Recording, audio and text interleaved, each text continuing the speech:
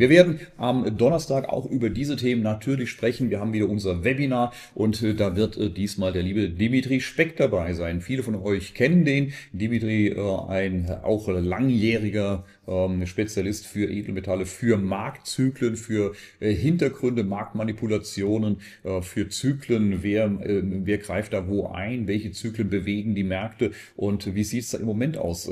Geht der KI die Luft aus? Gibt es diese Sektorrotation? Wie sieht erst von den Kapitalströmen her?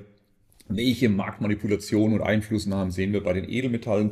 Wer schiebt hier die Preise? Wer drückt sie? Was ist hier zu erwarten? Also sicherlich ein ganz interessanter Gesprächspartner und ich freue mich auf eine neue Ausgabe von Dirk and Friends und diesmal eben mit dem lieben Dimitri Speck. In diesem Sinne freut mich, wenn ihr hier dabei seid und bis heute erstmal einen wunderschönen Nachmittag.